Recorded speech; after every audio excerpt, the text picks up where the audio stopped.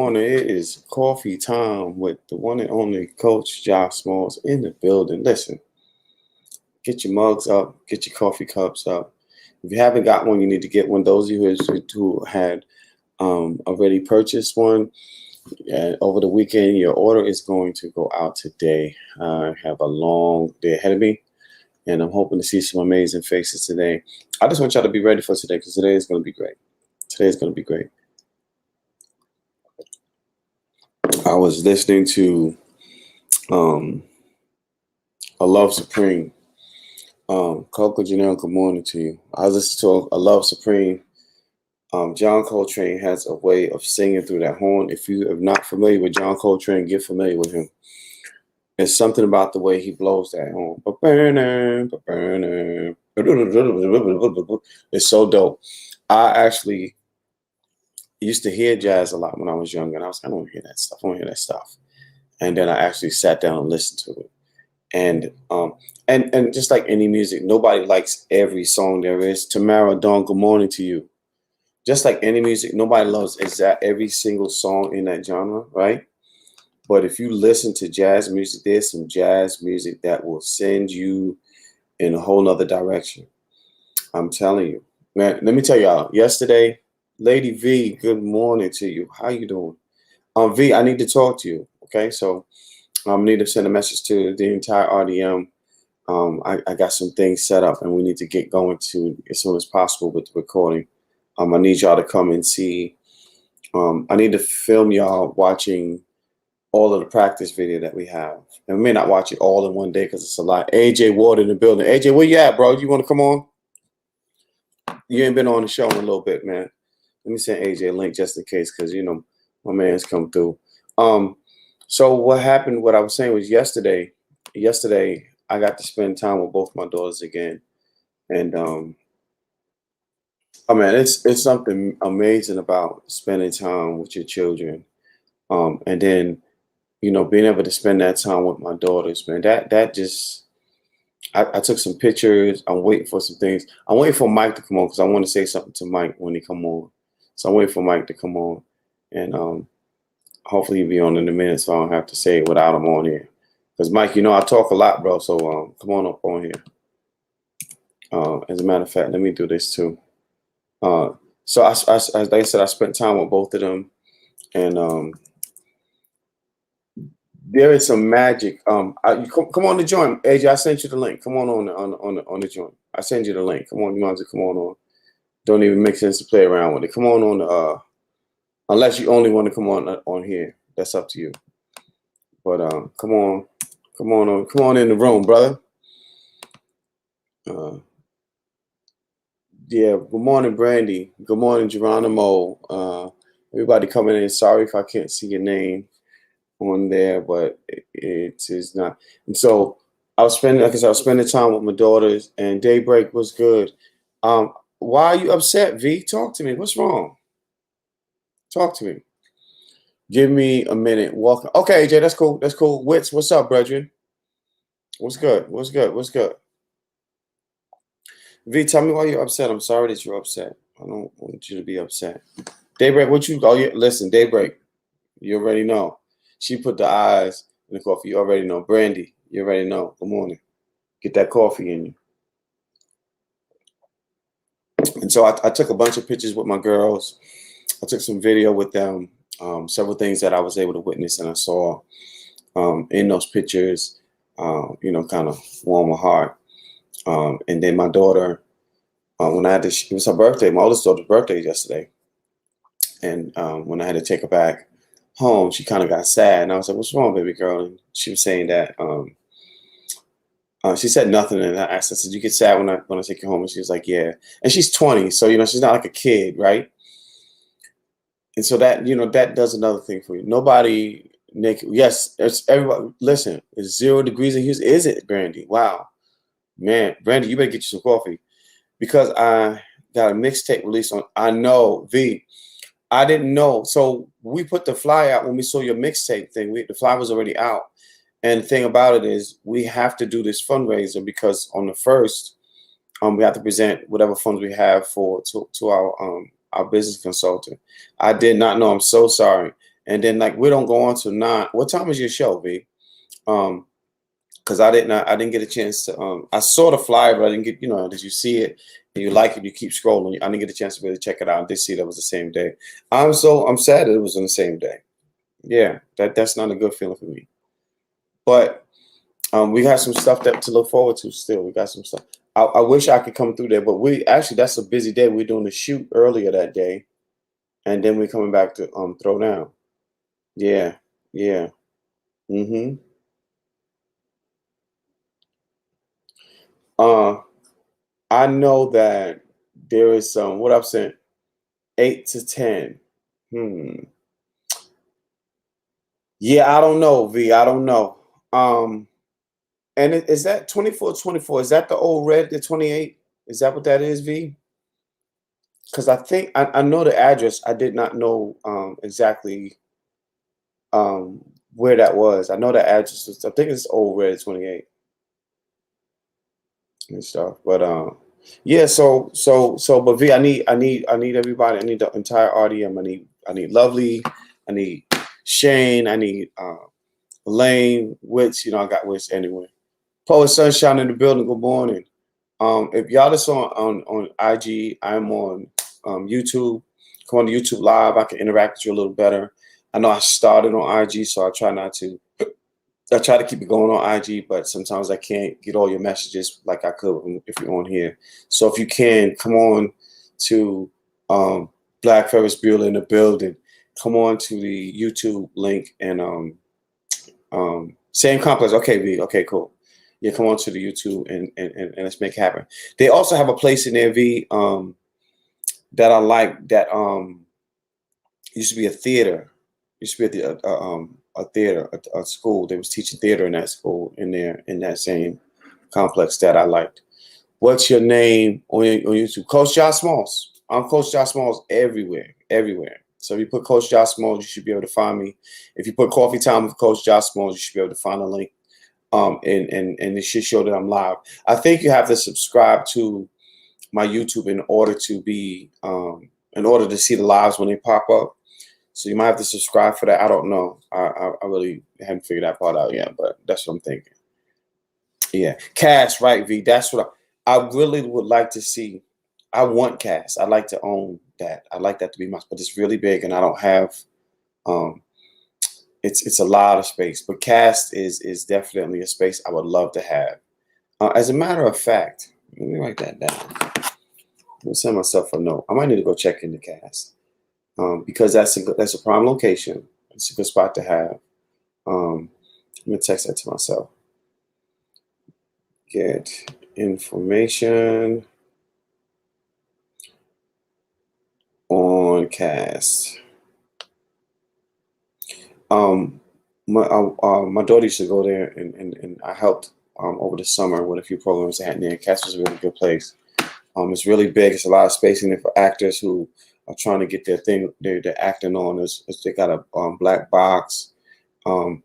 Black boxes, if you've never performed in a black box, you are missing out. If you've never been to a performance in a black box, you're still missing out. I love the black box. I love it.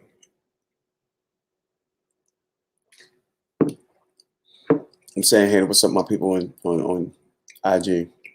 I want you to feel lonely. But again, I woke up listening to John Coltrane. Where is Mike? Let me send Mike a message because he should be here by now. Where blood brother Mike? I need you to come on up in here, Mike. I got some stuff to talk to you about, bro. Where you at? Let me send him a message real quick. Y'all just hold on tight. Y'all know I'm multitasking. I sent AJ's got it. I need Mike. Okay, let me send that, and then I'm gonna do this. I need to send it like this. I don't know where Mike at. He must be making some breakfast somewhere. Medalia, good morning. Miss Dahlia, good morning to you. Sunshine Love in the building. What's good?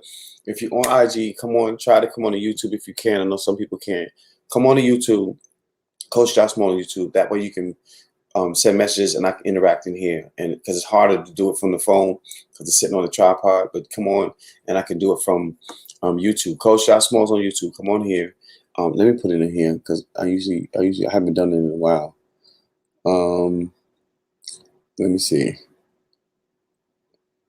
On YouTube.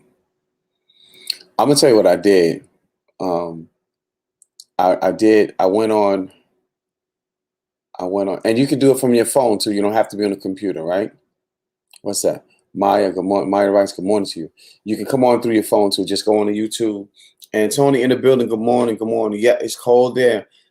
So I've noticed that the weather, Mr. G Photos, good morning to you. I noticed the weather's been snowing and it's been really cold all over the place. It's not been snowing here, thank God, because as soon as it gets a sheet of snow, they shut this entire city down. This whole region just shut down. So I'm thinking about, but it hadn't been warm, that's for sure. But I am noticing it's been really cold and snowing in some places a lot lately. And please be careful because COVID. Oh, they're gonna move me AJ. My brother AJ in the building. COVID lives in the cold. The cold doesn't stop COVID. So be extra careful while you're out there in the cold. AJ, what's good, man? Brother, your hair looking good, bro. I got to get it done, man. I'm trying to get it done for Mr. Witts. If I can't pull him off with him, I at least want my hair to look better. How's your morning going, bro? Oh man, my morning is excellent, man. I walked the dog to the little park right across the street, and man, I was walking around. I started thinking what did Carter G. Woodson mean when he was talking about the miseducation of the Negro? Miseducation of the Negro. There's so much in that. Yeah. And the problem I saw was we just had votes, 57-43 acquittal. So we see America's traditions are heavier than the truth. Yeah. And here we are walking around in these traditions like we thinking, we got black people talking about their vote don't count. We got black people talking about, well, it's not my neighborhood, not my community. I'm just written. We got all these negative things that we're talking about. And see, America is based on the team spirit because they came over here and took some shit. Yeah, a whole lot of shit. And then they went over there and took some shit and brought us over here to work the land for them. Yeah. And here we are still thinking about working for them. Look, we're still thinking about working. They took. Now we're still thinking about working for them, so we're not thinking about working for us. So if we get rid of the team spirit, because I was thinking, how many teams win the Super Bowl every year? Only one. Last time I checked. I'm saying the World Series. How many teams win the World Series? Only one. I'm saying every championship is only one team. It's only one winner. And we walk around here with our team spirit, thinking that we are a team, and we can't be a team if there's only one winner. If we want to support each other, just like I was listening to V, she said, I didn't know, man. I've been finishing up some stuff. I had no idea I would definitely support. Yeah. And a lot of times I don't think that we see how much everybody's doing to try and make it in this COVID. That's true. In this isolation. That's true. Because me, I'm saying I believe all the friends I have would support if they could. Yeah. I believe they show up if they could. But I know if I'm hustling, they hustling. They hustling. Oh, they should be.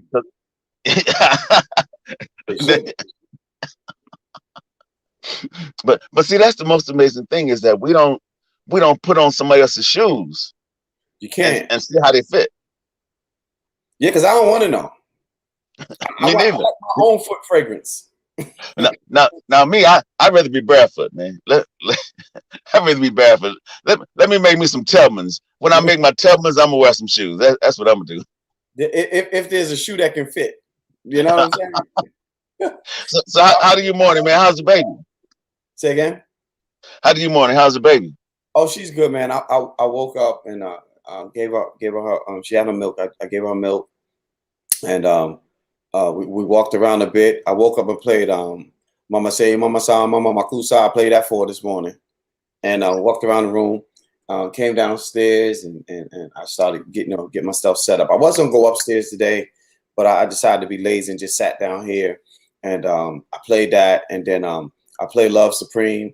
And I guess she got happy and started smiling, and then she spit the milk all up on my shirt, so I had to change my shirt. And so my morning's great. That's good luck for me. No, that's called overjoyed. Overjoyed, there it is. Yeah, that's overjoyed. Yeah, she was overjoyed. Yeah, overjoyed. That's all she could share with you was breakfast. It was breakfast. She said, "Look here, man. I can't cook, but you can get some of this." Share some of this with me. Hey, No, man, that's excellent. Good. Glad you spent time with your daughters, man. That is always, and I don't think people understand how you can be the best person you could be around everybody. mm-hmm. But when you're gone, they want you to be the best person you used to be. You used to be. So a lot of times when you leave, you say, I didn't leave. Gone was gone before I knew gone was there. Come on now. Because I had to go. Because a lot of times people don't see how your situation got so stressed out that you was holding shit together that you can't Samson your life and the pillars not fall. Come on. They're gonna fall.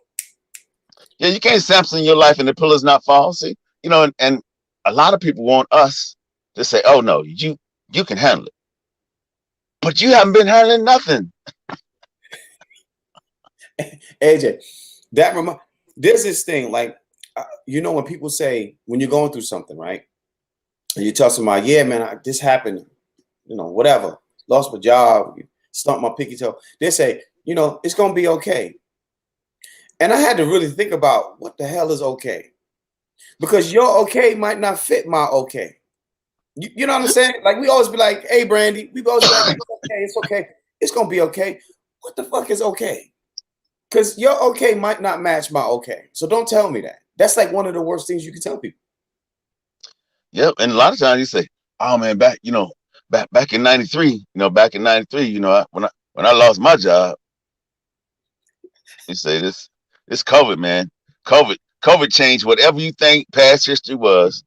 2020 erased all that. This is new. AJ, we're gonna be in this mask wearing stuff for a long time. It ain't over, man. It's not. I know. The thing that has gotten me out of all of this mess is, let's think about this for a minute. Good morning, Tamara. There is someone who decided to go into a laboratory and create a damn virus. This ain't some shit that just popped up. Somebody actually created this thing. But it's nothing. But hey, don't you remember when the Ebola came to Texas? I was in Texas. Okay. When the Ebola came to Texas, everybody's frightened about Ebola. They got Ebola signs on the windows. It's only 2 cases of Ebola in America. Mm-hmm. They got Ebola signs everywhere. They're selling everything Ebola. And then they shipped the person from Texas up north somewhere. And they didn't put them in the same place. But when it came out, the strain of Ebola that the people got from over in Africa, that's where they came from. The strain of Ebola they had was created in Atlanta at CDC. So I'm trying to figure out, so you talking about creating something. I'm saying, so why would you have hey, could you put that Ebola up, man? Don't leave that Ebola on the table like that, man. We can get in trouble. Put that typhoid up. Who left the typhoid out this time? So this ain't the first time. It's just the first time it got out like this. Got out like this. Yeah. And my thinking is, first of all, you have to be an evil son of a bitch to think of creating something like that anyway. Like, you can't be right in your mind to think about, okay, I'm gonna create something that I know can kill thousands and hundreds of thousands of people. Wait, don't you know? I remember the first set of slaves that was chained up. They was taken to the ship. Come on. They were saying, "This can't be. You got to be evil to think of some shit like this." You damn right. You're damn right. So I'm saying, we ain't the first group of black people to say, "Man, that is." And it's the same people. Point made. Right. I want to know. So we got, you go into the pyramids and into the tombs, and you got the hieroglyphics on the wall and all the writing that our ancestors left us. I want to read the shit that their ancestors left them, wherever that's at. Because we do. You didn't see that. You didn't see the cow and the arrow and the X and the little bow and arrow in the walls of the caves. You didn't see that in the walls of the caves? I missed it. Okay, well, we that's where we left. It wasn't it wasn't no gold and diamonds. It wasn't gold. It wasn't a sarcophagus engulfed in gold with the history of them and And see, the only thing about pharaohs that I really didn't like is that if you were like, let's say the Trump administration, but I'm just using this to pharaoh. So when the pharaoh died, everybody with him had to go. Had to go. That's, Not in and America. they like, but but but pharaoh, I'm not sick.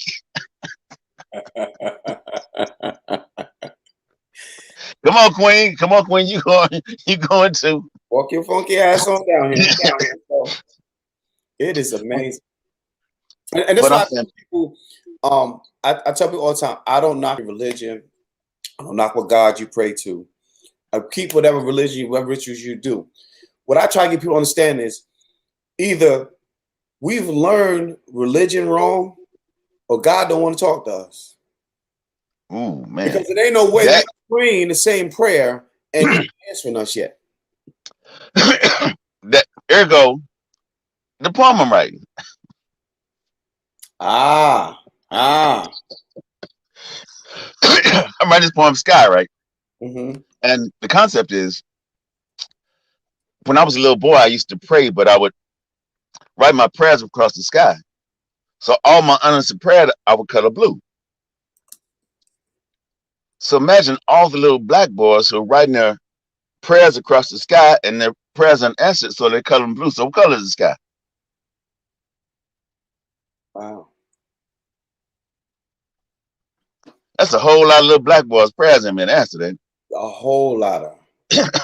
And I was just trying to get people to see that at the end result of the poem is like, wow, the sky is blue. And it's like only grandmothers could see their grandsons' prayers. Yeah. And grandmothers could intercede for them. But sometimes grandmothers are praying for grandmothers and we praying for grandmothers. So, so You know what's amazing about you saying that right now? I can see somebody's grandmother say, "No, baby, don't pray for me. You need to." Because that's something the grandmother would say. No, baby, don't pray for grandma. Pray for you. Grandma got you. You know what I mean? Like, what is it in grandmother? I'm not saying grandfathers. I just not. So my grandfather, my biological grandfather passed. Both of my biological grandfathers passed away before I was able to meet them, before I was born. And so the only grandfather I knew was my grandmother's husband, who she had later married. Great man. I loved him too. Papa, we call him Papa Smurf. I loved him too. But I didn't have that. Alcoholism played such a role in my family. It was just jacked up. But I don't give a hell where you are in the world. Somebody can remember a grandmother, even if it wasn't your grandmother, that was just this fixture that was like, nah. And this is what I try to tell people about things like the way the system works and involves or brings in all of these entities, prison, the way they do child support. I'm not saying child support, the way and the manner by which they handle child support, all of these things knocks the grandmother figure out the box because grandma held all of that shit down. Everything. Grandpa went to work, but grandma took care of every goddamn thing. Well, see, to me, that's what, my poem, Dressing for Church. That's what it's based in. It's not saying anything about that, but it's based in that because the first time a black man could be a black man, with ergo the word man, in history, was after they bought the property, because it was the first property that blacks could own. It was a black church. Right. So when the black man could go in here and stand in the pulpit and tell the truth, not hold his head down and not be on the boxcar to my yes sir, boss, yes sir, boss, no sir, boss, yes sir. First time he could say, look, we got to stop this bullshit. Yeah. And nobody said nothing. But see, that's what the church was for. The church was a place where they could elevate a black man into the position of being a man, because we had never held the position of man before in America. Right. So when I talk about we still dressing for church, a lot of us ain't going because we've forgotten what men are supposed to be in America, what we're supposed to be in our communities, how we're supposed to build these things up. So it's not the church. The church is the building that gave us a voice. Right. But the church is a representative of the building that gave us a voice. Gave us a voice. Yeah. So when you start building giant churches and having 15,000 members and all these black men going there, but they ain't building up no communities. I'm sorry, but the first black church, you know, uh, the pastor of Lee was his last name. He actually started Savannah State University and helped establish Morehouse. Mm-hmm. Mm-hmm. Then Martin did all the marches and the sanitation workers and all the things he did. Warnock, same church, he's senator. Yeah. They grew beyond the walls of the church. They did something outside of the church. So now we got all these churches, but I don't see nobody outside except for every now and then they walking in little groups, knocking on people, trying to get another 2,000 members. At what point do you feel you can serve 2,000 members? Now, at what point does your membership mean something other than men having a membership? You know how many people signed up for memberships in January this year? Because a lot of these places, a lot of these little workout centers are open. You know how many people just signed up? I'm definitely going to. I'm going to the gym this year. They went to the gym twice, and here it is February, and they still paid the February membership.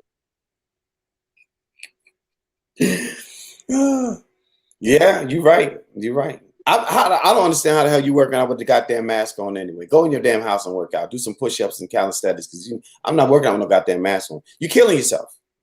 No, but see, America's taught us these are American traditions. Even the big old gym and workout facility that you pay all this money a month, where they have somebody, because you used to be a personal trainer. Mm-hmm.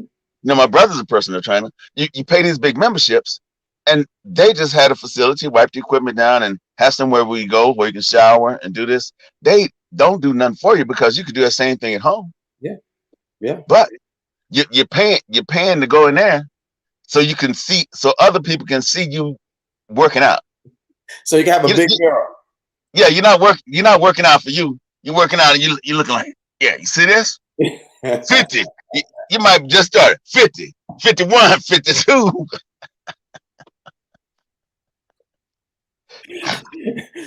Oh, tradition, man. I want black people to forget about what American dream is and just have your own damn dream. I think that's one of our biggest problems with chasing what they call the American dream. Well, first of all, you ain't America. Second of all, America is a stamp on the country that don't, and this country ain't America. If I walk inside a car and I name the car Betsy, it's still a Chrysler 200. You understand what I'm saying? Like, I didn't change shit. I just named it Betsy, but that is a Chrysler 200 I drive. And it's got a leather interior. It's got a sunroof, got heat, but it's still a Chrysler 200. Yeah, it's not Betsy. And what we keep missing, that we're here, but we're locked inside here, that we're here. We don't see outside of that. And that's what I love about what we do as poets and writers. You ain't boxing us. You ain't boxing me in shit. As a writer, you ain't boxing me in nothing. Nothing. I can write what I want when I want. When I don't feel like writing, I can still write it. And so I think when people start, that's what poets do that other people don't do. We live outside our box every damn time we pick up a pen. No, but I'm gonna tell you, when you're forming through it's formidable like yours. Like you get up every morning, you do this show. So every morning you say, I have no idea what I'm talking about. But when 7 o'clock comes, you say, yeah, today we're gonna talk about this. You didn't even think about this. It's just time. We ain't got no more time to think about what we're gonna talk about. We're just gonna talk about it. So when you understand that what it is you do, your brain will participate. Your brain will allow you to do it and allow you to do it fruitfully. Yeah. Because you say, look, I don't know what we're talking about today, but let's start off. How do you morning? Yeah. Yeah. And that's what writing is. Writing is like, okay, I don't know what I'm writing this morning, but I got this host of pens on my table. all these blank pages right here. This tree didn't die for nothing. Didn't die for nothing. Let's think about it like that, AJ. Every time you think about writing and you don't just go write, you got to realize that means that there's a tree somewhere that died and you not even. No, but that's how I really feel like that. I really feel like, okay, so thank you for I sit down saying, okay, tree, thank you for your sacrifice. Now let me see what I can sacrifice. So our sacrifices will be equal. That's why I Mm, always tell people, I say, you can't write living words if you don't put no blood in. that's it. If it That's didn't hurt you to write it, it's not written. I'm saying you just started. wow. AJ, I never looked at it like that, bro. I never looked at it like that. That's heavy. But it's real. You know, it's real. It's real. Good morning, everybody coming on IG. If you can, come on YouTube. CoachJahSmalls on YouTube. I'm talking with AJ, man. Let me AJ, tell you, just gotta be a I, sponge bringing all the stuff for you. and I tell you that I wrote this short poem yesterday, right? Because Uh, I was looking on impromptu. That was a writing prompt, hourglass. okay. So I was trying to figure out. I said, hourglass. What would that be? Because I wanted to write it in a way where somebody could see something besides what they read anywhere else or what they ever thought about. And that's why I write. I write because I'm thinking of the shit you would never think about. So this is what I'm put on this page. So when you see this, you're gonna say, uh, where did he dig this up from? I didn't. It was gifted me. It was given. It was placed on my tongue. So I could only give it to you. Yeah. I said, oh, Kendra, what up, kid? That's it. But this is hourglass. It's short. It says, I talked to her careful, as if words were as fleeting as sand. I whispered so she could hear the heartbeat as each granule of sound touched her soul. Maybe we would never learn how to measure time. Could be time was never supposed to be measured, should never have broken days into minutes or fractions, pieces and splices of light and dark. Mm. What if our memories are hourglass long? As we age, the glass becomes more fragile, can be easily broken. What if memories never fail us? What if we never forget, but like sand, we are only able to hold a few granules of past in the hourglass of our hours? What is that? Memory. Say that about memories again. What if? Oh, it's what if memories are hourglass long? As we age, the glass becomes more fragile, can, can easily be broken. You gotta just let that sit for a minute. You can't even say shit. You just gotta let that just sit right there. Wow. There's a sound barrier with certain poems. The way they linger within your mind, it kind of like breaks through sound. It's like you don't hear nothing, hear that humming sound. It's kind of like that when you hear. So the weight of a lot of your stanzas, bro. Just I'd be like, damn it, AJ, let me get a pen now. Shit, it's like you scolding us. You ain't right. Oh, let me give you some shit. Let me tell you some shit right now. No, man, but I'm telling you, man, I don't know. I tell you, I've been writing every day for some years now, and I started writing every day when I did the daily invocations for life and spirit, the 365 quotes, Mm-hmm. because I made an agreement with me. If I finished that book by a certain date, that if I did, I would write every day. So it was a challenge to myself. Gotcha. So each challenge that I've challenged myself, I didn't really like the challenge, but I had to challenge myself because the task that was in front of me was formidable. I wasn't ready for it. It was just something that came to mind, and I'm saying, okay, I got to do it. I need to do it by this time, and then when I did it, I'm like, oh, I'm like, damn, but I told myself I was going to do this. So I started writing every day. And when I first started writing every day, me and Dave Stanley, a buddy of mine, Mm-hmm. went on tour. We did 41 gigs across the United States, did 14,000 miles in 2.5 months. Wow. Riding. Right. And it was a trip because I'm writing every day. He hid my spiral notebooks, hide my ink pens. Cause we writing, we going over little team pieces that we wrote. We're going over pieces whatever we perform at the next venue. Because when you're on tour, you're going from venue to venue. It's not like a glory trip. You just you be trying to figure out, why did I put these 600-mile journeys this close together? We But it was awesome, man. It was such a formidable thing to do, because you find out that when you go to some venues, the features are first. And and we were in I, I went to Seattle, then went to another place in Washington, then went to, I'm trying to think of the city in Washington that's right before Canada. It's a city, and they have a venue once a month. But when you go, they have one feature. I thought we were both featuring. They have one feature. You do a 45-minute set. Got this audience. So I got up there and they say, you know, you do a 45-minute set. I said, okay. They're like, you sure? I'm like, yeah. I'm saying 45 minutes, nothing. They say, really?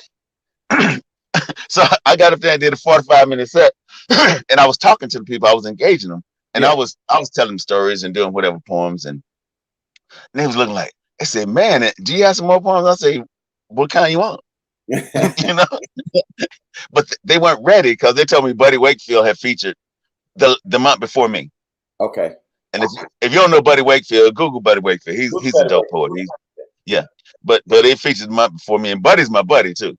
Okay. But they said Buddy featured before you, and he was talking, and you know he started telling some real stories, and when you tell real stories, your emotions come out. And I told him, I said all these are my real stories. My emotions are in the poems. In the poems. That's it. I don't know how to write outside of that. I can't. That's what I'm saying. My emotions can't come out no more. It's already in there. I don't think people. Go ahead. No, I was saying they had a grand piano, a type that I've never seen. I'm saying on the stage, and a mic, and I just saw this piano behind me. And I was like, can anybody play this piano, man? and later, toward the end of the set, somebody came and played, and I spit some poems over piano keys. But that was probably my favorite set because it was just so intimate. Man, give me 45 minutes and a piano player. Sheesh. I want people to understand something. It ain't nothing like doing a poem that emotionally take you wherever that poem is. There's nothing like this. No feeling like that. And you got sweat going in places that you didn't know you can sweat from. There's no feeling like that. But when you have somebody who knows how to play an instrument, it could be a flute, it could be a Native American instrument, it could be a damn tambourine, whatever it is that they play. If they can play and you get to do a poem with that, it will change your life. It will change your life. And then your poem. So I like Nemo. Nemo, he's on my slam team. He made the slam team. Nemo plays a lot of Chopin and who else he likes to play? He likes to play a lot of Beethoven's and all that classical music. And when he do those poems, man, if I'm getting on the mic, he doing the poems, you better grab some tissues. You better get you some because it's gonna be some crying going on. Somebody's gonna take you something. And I just love that the showmanship in it, of course, but there's such a rich essence of purity that comes from when you can have a musician play a tune and you be like, oh no, I got it. Because you don't write what you was planning on. You don't recite what you was planning on to recite. That music tell you what you're gonna write right away. No, in Berkeley, I think Berkeley Slam. I think it was Berkeley because it did Oakland. It was Berkeley. They got a band, Three Blind Mice, as a house band. So everybody's performing. You know, the band's just standing behind them. You know, like taking a break or whatever. And when I got up there, I'm like, man, I don't have no band behind me ain't playing. Yeah. I said, we finna rock this. And they say, well, we don't usually play. I say, well, play me something. You know, I always tell people, if you're going to perform with a band, what you have to do is you have to talk through the opening of the band beginning playing so people can distinguish between your sound and the band sound. Come on, AJ. And I kept telling them, I said, okay, give me a little more of that sax. Yeah. A little more bass. Less drums. Okay, smooth, little bit lower, little bit lower. Okay, slow it down. Right there. I say, everybody, y'all agree it's right there? They say, yeah. I say, no, listen. I say, right there, right. Yeah, right there. They say, yeah, right there. You know, and I had them, and I didn't have to do a poem. I see, you don't know how you grab a crowd just by getting them to participate in the sounds you make. Yeah. It's not a poem. You're not reciting the poem. It's the sounds you make, because I always tell people don't buy product. They buy people. Yeah.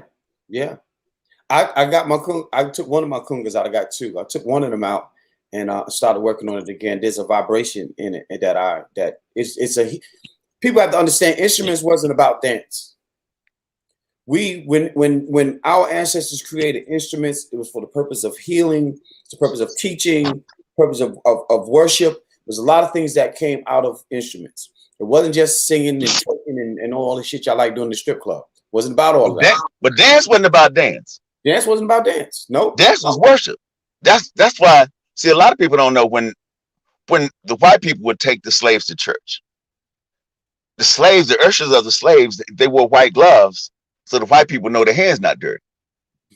So we didn't know why these ushers today still wearing white gloves, and maybe during COVID it's okay. But I just had a problem with this tradition that you probably don't know why you got these gloves on your hands. But what it was, when the church let out, they would go outside and they would circle dance, and they would sing the same songs, but they changed them. They changed the meaning of the words. Swing low, sweet chariot. They would sing those songs, but they thought they were just celebrating from the service. But they were worshiping their ancestors. Their ancestors, absolutely. And that's why they call them praise dance. That's why every church got praise dances now. I'm not saying they look like they're praising, but our church got praise dances. I'm saying little Tabitha can't keep a rhythm in her head for nothing in the world, but on Sunday she praise dancing. We clapping. She out there, we clapping. What can you do? I want everybody in here to go and read the words of Amazing Grace. Don't sing it. Singing it will mislead you. That song, man, the lyrics. A wretch saved a wretch like me. I mean, some of them you gotta y'all. I don't think they're listening to what they're singing. Why would you call yourself? Somebody in here. Look, I'm gonna take you out of church. Somebody in here put in what definition of a wretch. Put that in here. Why would you call yourself that? But this is, we get into tradition. You know what I'm saying? But again, we learned everything we learned in this country according to tradition. It didn't have actual facts. It just, hey, this is what, think about it. This is what my mother used to do for us. This is what my grandmother told. This is what my grandfather did. It's tradition. Everything we do is tradition. But it was the tradition of the griots, but with an alcoholic telling us our story. Yeah. That's our, yeah. Boy, y'all come here. Let me tell y'all something. Good morning, everybody on IG. Me and AJ, we on come on my YouTube page. We're on YouTube Live. Come on YouTube. You can interact with YouTube. Come on through. You was talking about your grandfathers, right?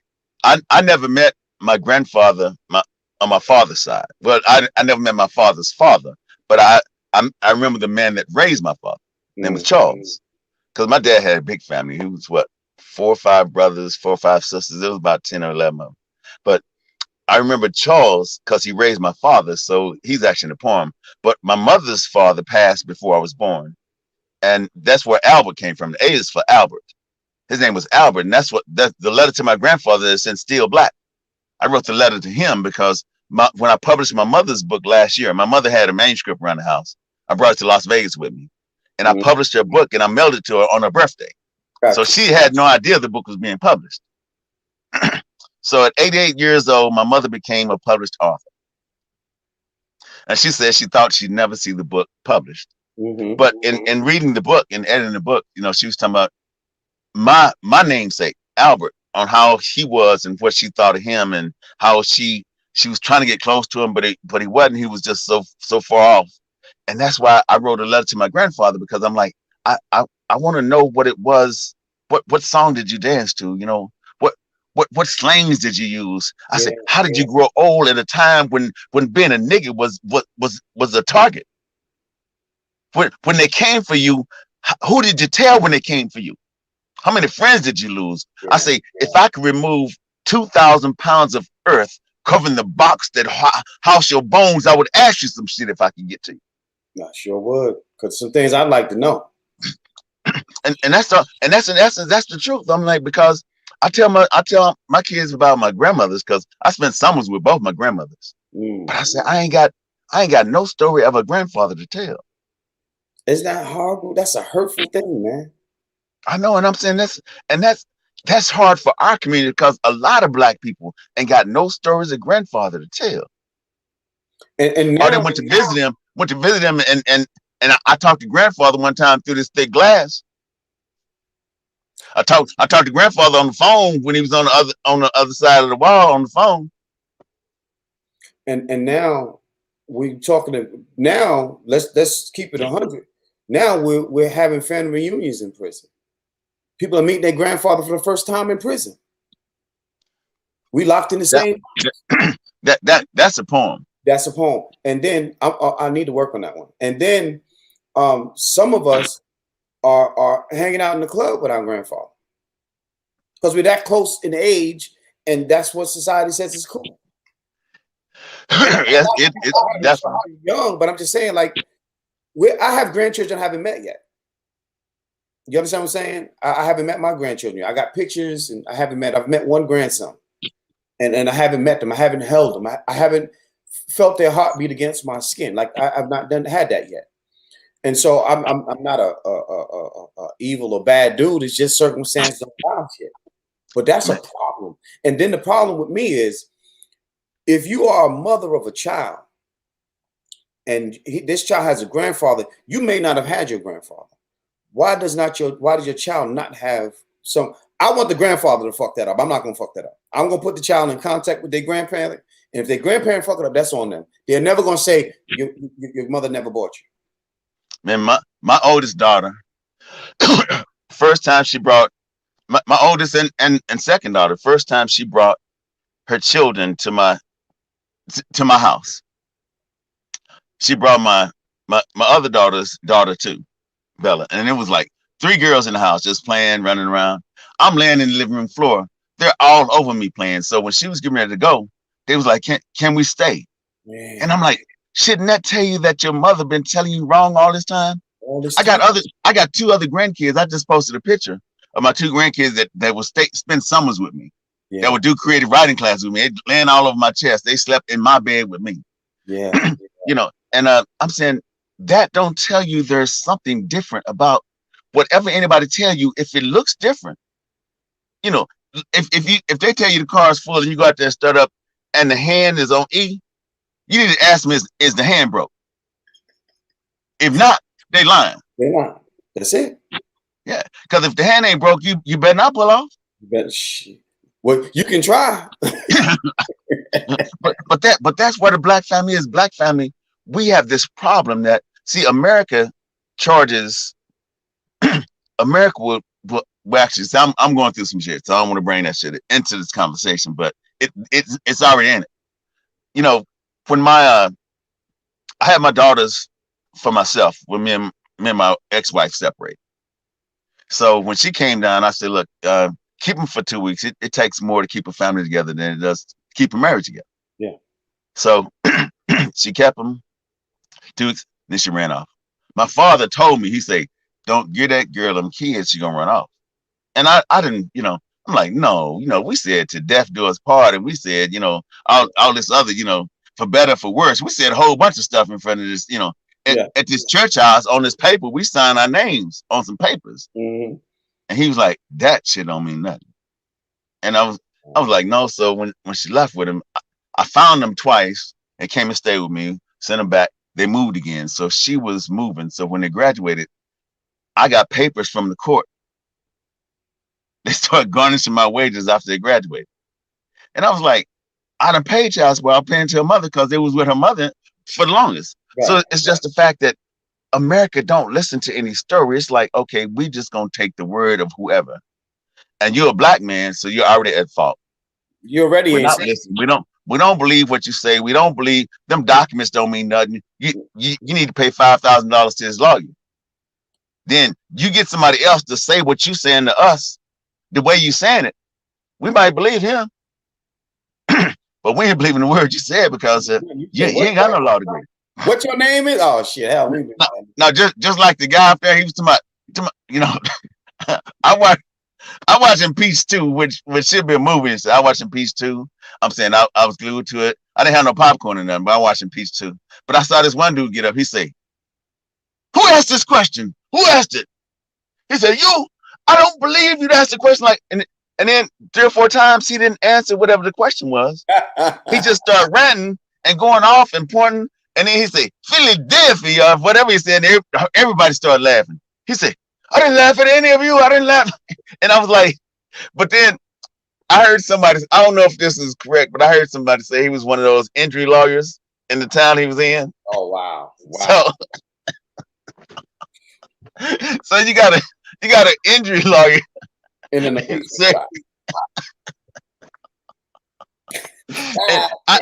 I don't take my word for it. I didn't look it up. It was just funny at the time. So I was like, okay, so when you're commander in chief and you can't get anybody to represent you, but Smith and Barnster, you know, they got the commercial just chasing ambulances, and then your impeachment lawyer, you might not get paid.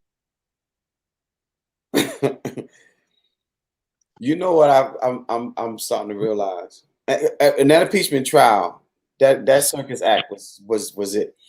So you mean to tell me I need a lawyer in order for me to tell you what the fuck happened? Wasn't a lawyer there when the shit went down. I know what happened before this lawyer got his degree. He wasn't there. But I need a lawyer to tell you what happened. But that's us. That's us. If you go to court, per se, I'm just serving myself. I'm gonna tell my story because I know, because I went to court. I'm like, man, I paid child support. I'm not derelict. Right. I take care of my seeds. I'm going in here. I got 7 witnesses outside. We're gonna talk to the judge, and we're gonna do this. But the judge was a female, and her attorney was a female, and they knew each other from way back. So they sitting in court having conversations about past. Yeah. And I'm raising my hand trying to say something. They looking at me like, ain't no man finna talk in my court. I'm like, I got 7 witnesses outside. Where your attorney? Couldn't afford an attorney at the time. I got witnesses. We can't see your witnesses unless you got an attorney. What sense that make? I'm like, I can't hand you this shit now. He got to do it. What is a fucking quarterback? I got to hand this shit off for him to run. But it's just strange how America, you know, systematic racism is you got to understand what systematic is. Systematic means that it's intrinsically laid in every foundational part of American tradition.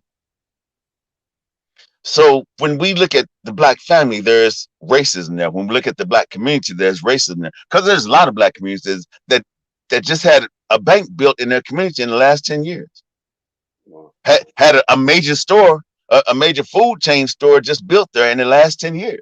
10 years. You know, and that's what Red Line was. Red Line was not a line that you see. You couldn't see it on the street. But when you went across them tracks, you could feel it. You can feel it. You're damn right. When you walked into the certain store, when you walked to that corner store, that mom and pop shop that didn't have Williams' son name on it, it said Williams. That means, goddamn it, you ain't welcome here. Man. But it's like we have there's so many things in America we've lost. So if you could look at the impeach to and understand that the votes was 57-43, which should tell you that votes count in every aspect of American life. So if I can't get you to register to vote after you watching that travesty, if I can't get you to register to vote after seeing Georgia, 1 million voters in Georgia didn't vote on November the 3rd, but a lot of them turned out and got 2 Democratic senators elected for the first time out of Georgia. If votes didn't count, that wouldn't matter. Georgia wouldn't be trying to get rid of your votes again. Exactly. All these Arizona wouldn't be trying to change the laws to get rid of your votes. So if you don't feel the need to register to vote, to participate in your community, to see who your city councilman, to see who's on the school board, to see who's, you know, the judges are in your area, because their name's on the ballot. They're on the ballot. You don't want the names to be unopposed. See what Trump told everybody. He said, look, if you go against me, I'm gonna have somebody to oppose you in your district. I'm gonna send some. I'm gonna pay money and have them run. And see, Al Sharpton Sunday, I'm looking at the show. I started to call you because he said, look, he said, it's time that we just stop with all this bullshit. That's not what he said, but time to stop with all this bullshit. And if you look, he said, all these agencies right here are set up to help you if you want to run for office. You know, and he said, and he had some people on there. One lady, she got a GED, before she actually was elected to office. He said, so you can't walk around here talking about you're not qualified. He said, but he had all these agencies that I took a picture of the screen and I'm gonna post it. But I was like, because even before the impeachment, I posted every senator, posted every senator's name on my page, because we're gonna go in there 10 times now on Thursdays. We're gonna break it down who the 43 are. Let's break them down. We're gonna break down who the 43 are, because it's time that we don't have to say that we challenging anybody. We just know that you are not for us. Yeah. And you need to be gone. So our job is to say, okay, so we need people in this state right here to understand that this person right here need to be gone. We got to go. We need people in this state, this attorney general need to be gone. Yeah. This governor need to be gone. See, look, in California, they just signed a petition trying to get rid of the governor for nothing, really, just because they can. See, we don't know the laws in America until they tell us that these are the laws in America. Yeah. We say, hey, you can't do that. You say, hey, look at this paper right here. Says it right here on 14th Amendment B section. And they'll roll that shit out on you real quick when it's working for them, right? Exactly. I don't think we've not even not realized it, but we've not even thought about how much power we have. Because we'll say we the minority in a heartbeat, which is fucking insane. I don't even understand how black people keep saying that dumb shit anyway. But we live with that. We'll say, oh, we the minority. Our votes don't count. Shit. Have you not watched the election? I'm trying to think who didn't pay attention at all to the election this year. I want to know who did not pay attention to what happened in this damn circus this time. Because, goddamn it, your ass, you wasn't at the club at 3 o'clock in the morning because the ship was shut down at 11 because of COVID. So most of them didn't even open. A lot of them didn't open. So at some point in time, you had to be flicking the channels and going past CNN and was posted big and bold, so you're just going to neglect it. They was waiting for the black vote to come in. I say this time every time I get online. They was waiting. AJ, you know it. They was waiting for the black vote to come in. Philly and Georgia. They was like, oh, these niggas late again. We wasn't late. It was just that many votes. They say this area is around Atlanta, so usually it's about 90% for the Democrats. So it's gonna be a big area. That's why he was saying it was stolen, because he had already told everybody don't use the mail-in ballots. Right. So everybody now he mad because people didn't use mail-in ballots. But he was trying to fix an argument that he could have now. And see, every argument they have is wrong. They say, well, in Michigan, they erected 200 illegal polling places. I'm like, that sentence don't make no sense. Not two of them, 200. Yeah, that sentence don't make no sense. Like you saying there's 200 illegal polling places, like a bunch of them, and they got people in there taking the votes too. They got the government. They got the government officials there. No, the government officials there too, and man, that's illegal. Damn, what are they selling drugs in that motherfucker? What's that? But I'm saying, but everything they said made no sense if you listen to it in totality. Yeah. So what we've done is we began to listen. We began to listen to the echo of American sentiments. It's always laced with so much prejudice. But AJ, so that's my point. It was illegal according to their racism. Yeah, exactly. They didn't want you to have them because they've always tried to close more polling places so we couldn't get to them, because they know a lot of us live in communities where they don't have bus routes that would get you to the whole place. Right. Okay, we got a bus that'll take you a mile away from the polling place, but we don't have one that's going to get you close. So take your granny on the bus and y'all walk that last mile. Let me see if y'all make it. If y'all make it, if you get your Harriet Tubman on right now. We only got 50 seconds left, man. AJ, man, I love it, brother. I know we're going to be on live at some point. Wiz, 18th. On the 18th, me and Mr. Wiz having a poemathon. Y'all need to go live probably today. I'm hosting. We're going live today. I'm hosting Ain't Right for the first hour, 1 o'clock. So come on to 1 o'clock. Okay. Come on to 1 o'clock. Okay, come on. Listen, y'all, thank y'all so much for tuning in, man. I love y'all. As always, I tell you, have everything you need to be amazing. Make today amazing. But first, I want you to start this day off by loving yourself, finding a reason to love yourself today. You have everything you need to be perfect and amazing. So go out and be amazing. Nobody can be you. Only you can be you. So you have everything you need to be 100% amazing. I love y'all. Be cool.